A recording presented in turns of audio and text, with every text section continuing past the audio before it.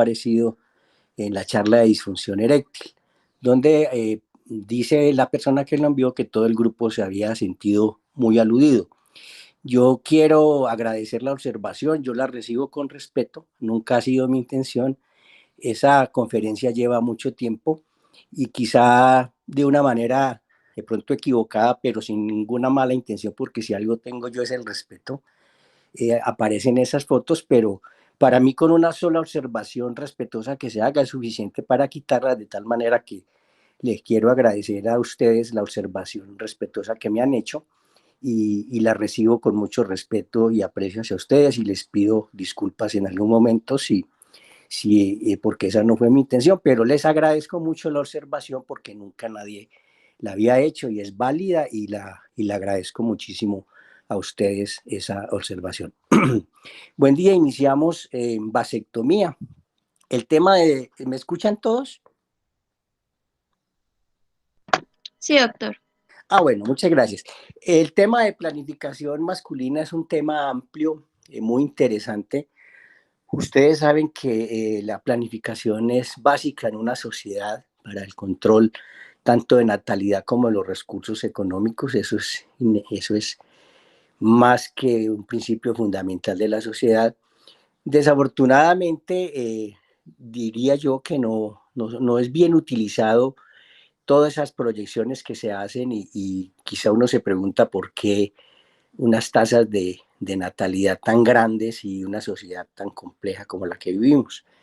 Cuando una familia, una pareja, un hombre y una mujer tienen toda la facultad de planificar, eso quiere decir planear el número de hijos que quieren tener según su capacidad económica, su capacidad familiar, y no solo planearlo, sino crear entre ellos el espacio de entre uno y otro hijos que les permita darles la mejor formación y educación.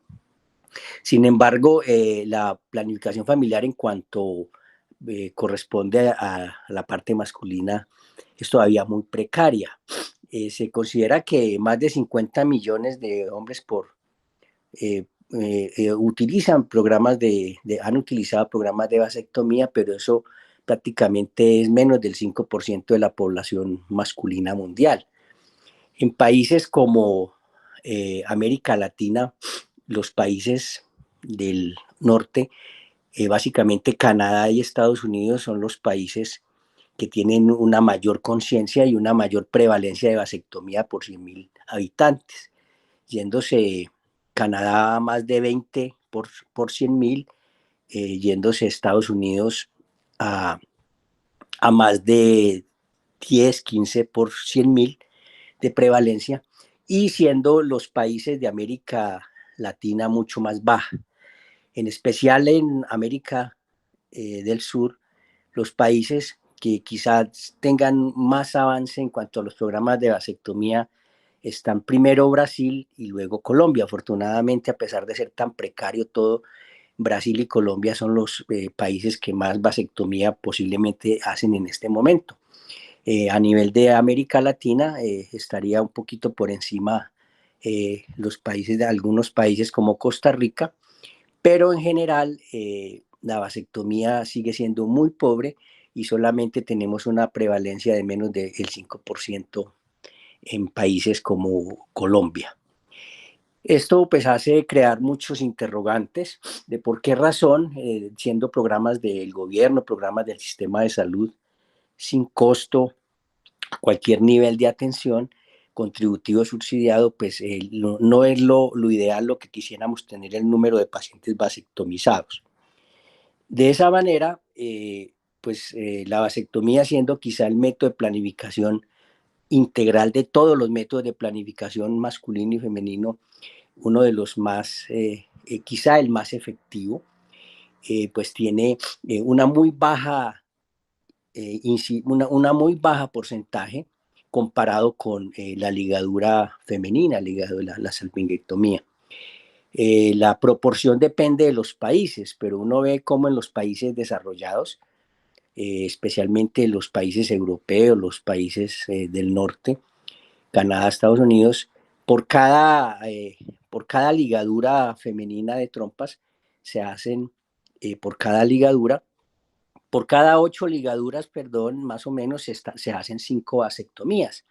O sea que la proporción entre ligadura y vasectomía pues tiende a equipararse ya, y eso es algo muy bueno, donde no se está dejando la connotación de que tiene que ser siempre ese criterio como machista, como social, de que es la mujer la que tiene que planificar y no el hombre, cuando la vasectomía es un método muy seguro, muy sencillo y muy altamente efectivo.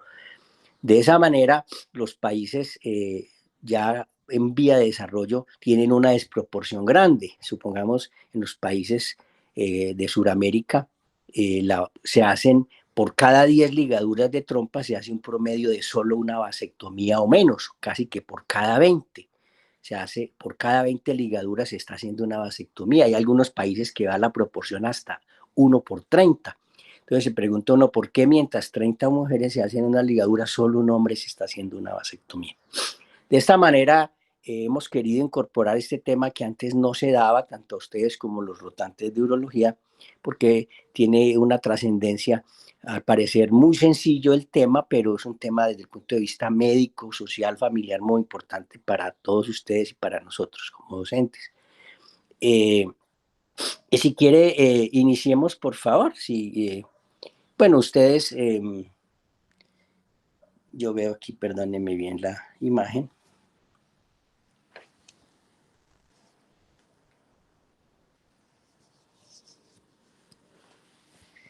No estoy viendo bien la imagen acá. Perdón.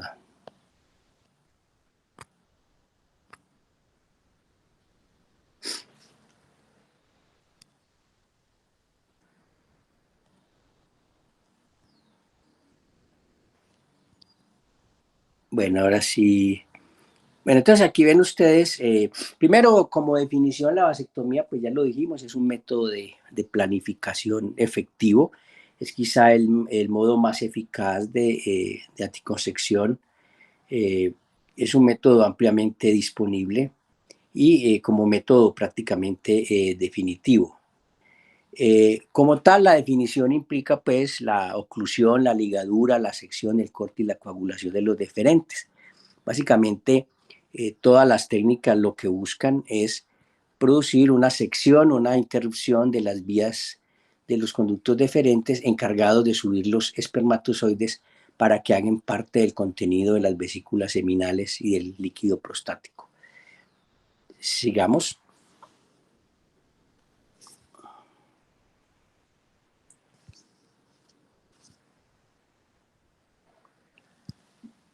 Bueno, aquí ven ustedes algunos aspectos epidemiológicos. Dice que Colombia con el 3% es el segundo país con prevalencia más alto en vasectomías. Ya esta parte, si la hablamos, podemos seguir. Bueno, yo quisiera que esta parte ya la hemos discutido. Siga, por favor, yo te digo, sigue. Y ahorita nos devolvemos un poco. Aquí ven ustedes indicaciones de la vasectomía, ¿sí? Indicaciones. Es que no me está saliendo bien, porque no me, discúlpenme aquí.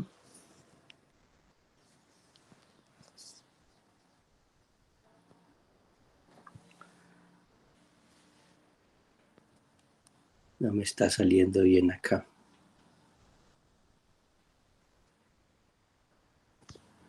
Bueno. Aquí habla de algunas indicaciones. Primero, planificación familiar voluntaria. Habla otra indicación. Voluntaria quiere decir pues que la pareja en decisión voluntaria o el hombre en una decisión voluntaria desea pues ser considerado como un método definitivo. Otra circunstancia que puede presentarse, aunque menos frecuente, son enfermedades de la esposa, enfermedades autoinmunes, contraindicaciones para nuevos embarazos o la consejería genética. Los problemas sociofamiliares ocupan un porcentaje bajo, dice acá, pero sin embargo consideraría uno que es quizá una de las razones más importantes, el estado socioeconómico que vive en nuestra población, en los cuales las personas ya se hacen conscientes de la importancia de la planificación familiar permanente. Siguiente. Bueno, sigamos, por favor. Esa parte yo la he dejado para que ustedes la lean. Yo quiero referirme, siguiente, a las conclusiones que yo les dejé al final y vamos a hablar un poco sobre eso. Siguiente. Sigamos.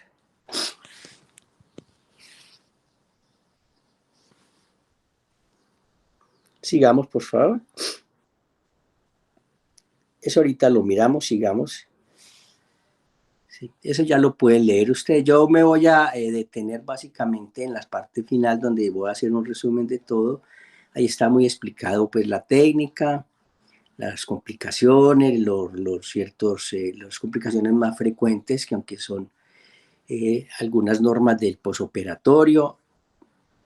Siguiente. Bueno, esa parte, devuélvete, por favor, sí. Siguiente. Ahí. Bueno, entonces tenemos, primero, la vasectomía. Vamos a leer este tipo de conclusiones y vamos a comentarlas. El objetivo de la vasectomía es una esterilización permanente. Esa primera conclusión es muy importante, tenerla presente, que la vasectomía nosotros la debemos considerar como un método definitivo de planificación permanente. Es decir, es muy importante que la persona, nuestro paciente, reciba la orientación, que tome la vasectomía como el método definitivo, no pensando en que, si bien, como lo vamos a ver, ella es reversible,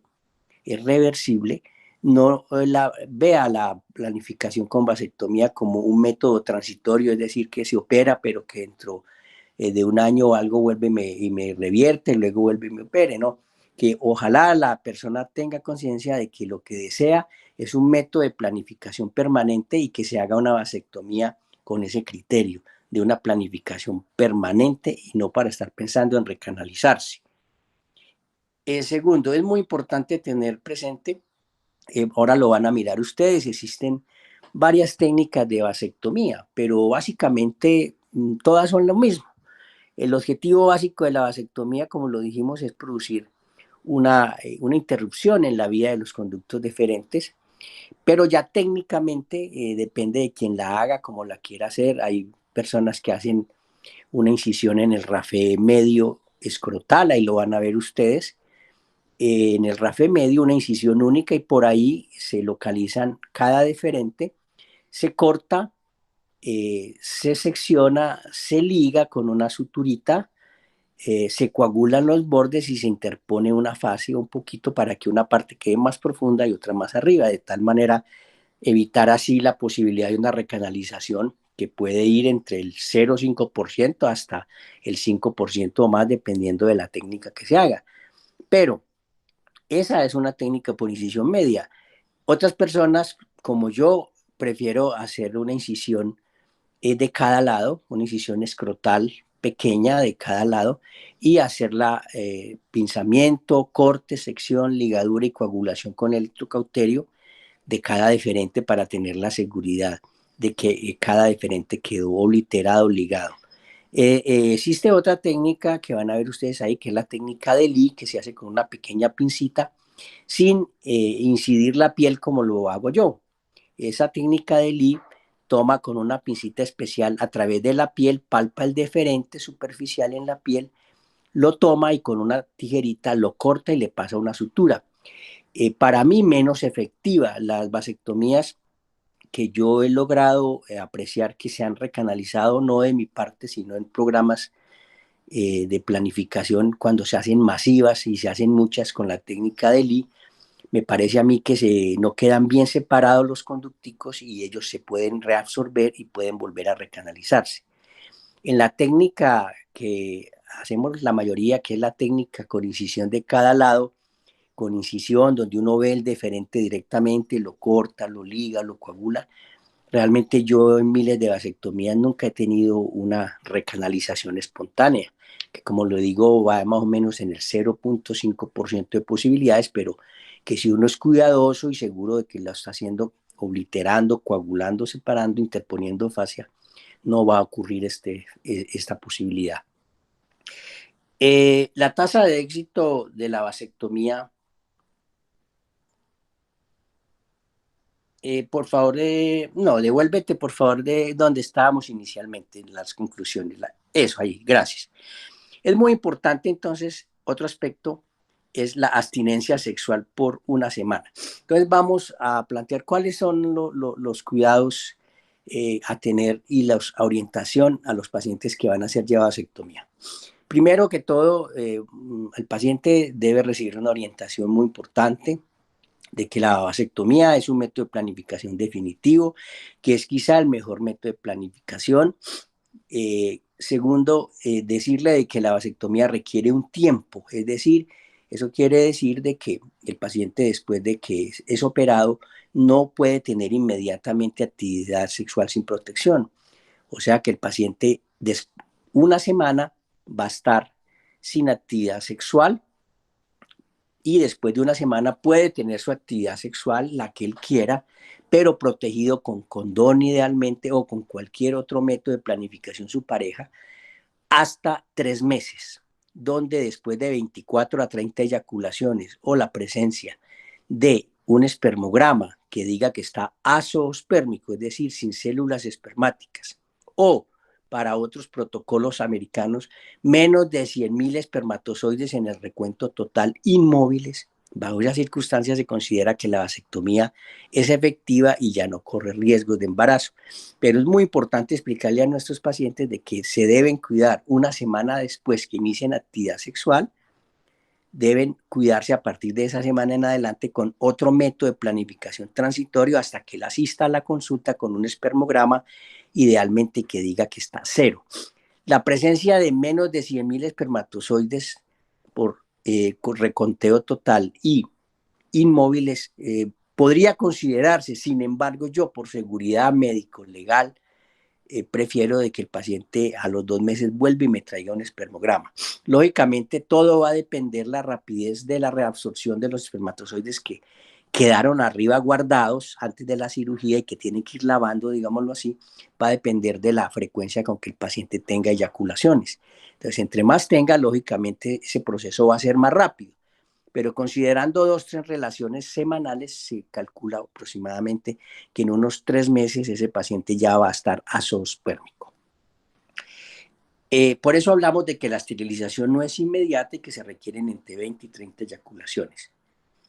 El espermograma entonces es básico desde el punto de vista médico, legal en la historia clínica, de que el paciente debe ir a los 3 meses a su consulta con un espermograma que diga que está cero, azoospermico. Si no lo está aún, seguimos haciendo espermogramas cada 2 meses de reconteo. Si pasado 7, 8 meses de la cirugía el reconteo no es cero o sigue siendo positivo a más de 100.000 espermatozoides, ese paciente se considera que la vasectomía ha fracasado y debe volverse a llevar a vasectomía. Afortunadamente eso ocurre excepcionalmente.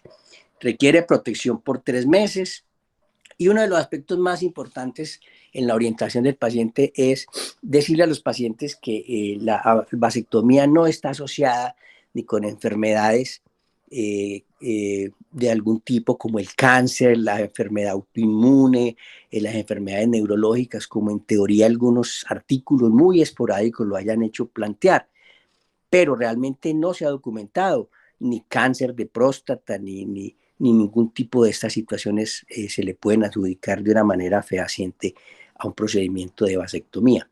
Pero también lo más importante es explicarle a nuestros pacientes que la vasectomía no altera su vida sexual, es decir, la vasectomía no tiene por qué alterar ni la libido, ni mucho menos la erección, ni la eyaculación, porque lo único que no van a salir es espermatozoides, pero el eyaculado sigue arriba formándose en las vesículas y en el líquido prostático, ni menos en la respuesta orgásmica ni en su placer. Todo lo contrario, el hecho del paciente estar ya operado a su espermico le va a dar la tranquilidad de que no va a embarazar y puede estar más tranquilo. Entonces, uno de los aspectos más estudiados es que un porcentaje casi del 40% en las grandes series que uno revisa hablan de que la mayoría de pacientes que van a una vasectomía, siempre, casi la mitad por lo menos, tienen ese susto de que van a perder virilidad, de que van a perder capacidad sexual, erección, libido, y es muy importante antes de hacérsela explicarle a los pacientes que una cosa es la parte de fertilidad y otra cosa es la parte de función eréctil, potencia y su función y su vida sexual, que no tiene por qué verse alterada para nada con una vasectomía. La posibilidad de recanalización espontánea, como les dije, es muy baja, del 0,05, 0,3, pero puede ir hasta el 1 o 2% más dependiendo de la técnica. Yo por eso insisto en la técnica mejor abierta, con dos pequeñas incisiones, cortando, coagulando y separando los conductos. La posibilidad en las grandes series de embarazo está en 1 por cada 2.000 vasectomías. 1 por cada 2.000. Las series coinciden en eso. Pero cuando uno hace una técnica bilateral, bien hecha, cuidadosa, como les digo, separando, ligando, coagulando, la posibilidad es muy baja, y en especial si el paciente asiste al control a los 3 meses con un espermograma azoospermico. Muchos pacientes le dicen a un doctor, ¿será que yo necesito hacerme más? Pues uno le dice, si tú quieres, hazte uno al año, pero usualmente no es necesario porque uno lo hace y ve que los pacientes están totalmente azoospermicos. Una nueva vasectomía, es decir, que después de 7 meses siga permeable, positivo a espermatozoides, así sean recuentos bajos, o no quede azoospermico, es una posibilidad muy baja que está estimada por lo menos en el 1%. Sigamos la otra diapositiva. Gracias. Las complicaciones de la vasectomía son muy bajas. Básicamente la más importante son los hematomas. Ustedes van a ver ahí unas fotos de complicaciones, hematomas, orquitis, pero la más frecuente es el hematoma porque es una área vascular donde uno infiltra lidocaína, tiene que tratar de no infiltrar mucho porque pueden presentarse hematomas, cualquier puntico, un vasito en el escroto que es muy vascular, pero al paciente por eso se le dan 3 días de incapacidad, se les manda ibuprofeno, 15 tableticas, se les protege con un poco de cefalexina, 15 tableticas por 5 días, y se les da la incapacidad para que se den quietos. Es muy importante utilizar los antibióticos porque el perineo, el escroto, básicamente uno puede considerarlo como un área contaminada y es mejor protegerlo profilácticamente que dejarlo a que haga una orquitis, una orquiepidimitis inflamatoria o bacteriana asociada. Un buen lavado quirúrgico, una buena técnica, una buena incapacidad de 3 días, unos buenos cuidados antibiótico antiinflamatorio y después de una semanita que reinicie su actividad sexual.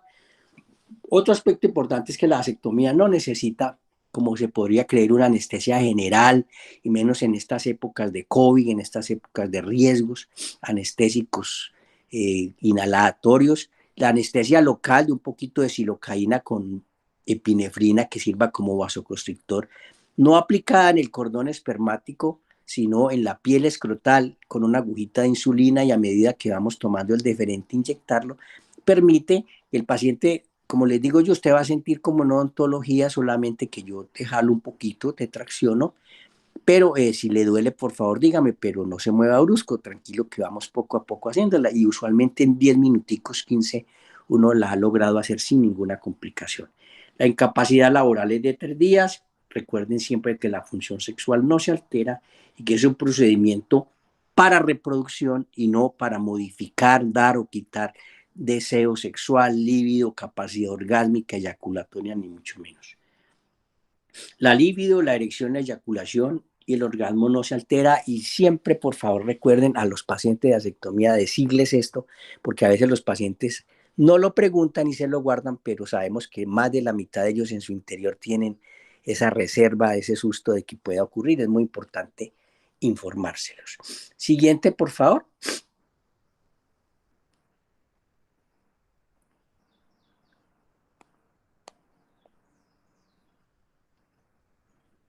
Bueno, eh, quiero, bueno, también quisiera agregar ahí de que el paciente que ustedes van a enviar para vasectomía debe tener una muy buena historia clínica, pero usualmente no requieren exámenes prequirúrgicos ninguno. Se consideran generalmente pacientes de bajo riesgo, sanos, y no necesitan ni glicemias, ni hemogramas, ni tiempos de coagulación, excepto que estuvieran anticoagulados, que no se debe hacer en ese momento. Pero las contraindicaciones básicamente para hacerlas sería ninguna, solamente aconsejamos que pacientes con orquialgia crónica, epidimitis crónica inflamatoria, pacientes con orquitis, con patología inflamatoria recurrente testicular, orquitis bacteriana, pues sí se les haga, pero no se les haga por lo menos en la fase activa. Si hay dolor o algo y el paciente ha estado en esos meses con orquialgias, es mejor no hacer en ese momento la vasectomía. De resto, no tendría ningún tipo de contraindicación. Quiero referirme entonces finalmente a la gran pregunta que le hacen a uno de los pacientes, que bueno, doctor, si yo quiero recanalizar, pues es muy importante explicarle a los pacientes de que si es posible. Lógicamente, la tasa de éxito tanto de lograr obtener espermatozoides, que es una cosa, ver igual que esos espermatozoides recanalizados logren embarazar, depende del tiempo de vasectomía. Usualmente ahí les escribí lo que está escrito, los porcentajes de recanalización y el índice de embarazo en menos de 3 años de vasectomía, que puede ir hasta el 80, 70, 80% de posibilidad de embarazo, que es muy buena. Sin embargo, va disminuyendo después de los 6 años, 7. Se habla de que hasta pacientes con 15 años puedan ser recanalizados con técnica, yo hago técnica microscópica, con técnica, con una sutura muy delgada, 7 ceros, a través de microscopio, lupas, hago recanalización bilateral, pero el índice de positividad de embarazo reduce muchísimo. A los 15 años habla ahí la literatura de que el éxito de embarazo sería entre un 20 y 30%. Ayudado muchas veces a temas pues de facilitación de espermatozoides y este tipo de cosas, pero en general, nosotros consideramos que después de 7 años la posibilidad de embarazo se reduce a menos del 20-30% de éxito en una vaso-anastomosis. Pero en general los criterios están dichos que la reversibilidad de la vasectomía tiene éxito hasta en un 60 a 70% de posibilidad de tener un hijo a 2 años, siempre y cuando se cumplan los siguientes criterios. Primero, que la vasectomía tenga menos de 10 años de realizada. Segundo, que la mujer que va a ser embarazada por ese hombre esté en una edad fértil, es decir, que esté a menor de 35 años y que su estado físico de ambos, tanto el de ella, sea el adecuado, tanto del hombre como de la mujer. Bajo esas circunstancias, el hacer recanalización vasoanastomosis con técnica de microscopio tiene un índice de éxito en general en menores de 10 años de vasectomía de hasta un 70% de posibilidad después de 2 años. Yo en los pacientes que he logrado afortunadamente en recanalización embarazos en esa estadística usualmente en menos de 2 años. Quiero hacerles, si por favor, preguntarles si tienen alguna pregunta, alguna inquietud sobre el tema. Y espero que ustedes lo lean y lo revisen. Doctor, la pregunta, usted mencionó ahorita unos medicamentos para la vasectomía, o sea, tras la vasectomía, ¿cuáles eran los que se Sí, utilizan? le damos gracias, le damos un poco de antiinflamatorio, le damos ibuprofen o naproxeno como antiinflamatorio por 5 días, 3 diarias, 15 tableticas de ibuprofeno y 15 tableticas de cefalexina para que tomen por 5 días, 3 diarias. Y le damos una incapacidad para que estén quietos por 3 días. Le damos la orden para el espermograma en 3 meses. Muchas gracias, doctor. Bueno, sí. Doctor, yo también tenía una pregunta. Bien pueda.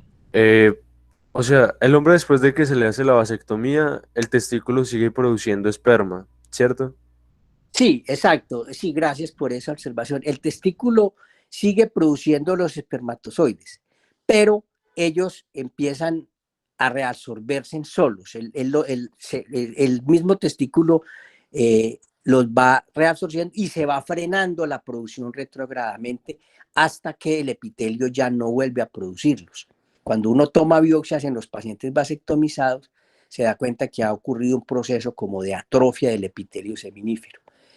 Por eso es que algunos pacientes después de vasectomía pueden hacer una de las complicaciones, pues, no tempranas como el hematoma, esos son tardías, son la orquitis o la epidimitis, porque los epidimos, que es donde maduran los espermatozoides, a veces se congestionan un poco y pueden doler. Por eso es importante manejarlos con antiinflamatorios en el posoperatorio. Pero usualmente, a medida que el espermatozoide se van produciendo, se va produciendo un fenómeno retrógrado en el cual el epitelio va dejando de producirlos y ellos se van reabsorbiendo hasta que, por esa razón, cuando han pasado muchos años de la vasectomía, el epitelio ya queda muy lesionado y es muy difícil volver a regenerar para que vuelva a producir espermatozoides.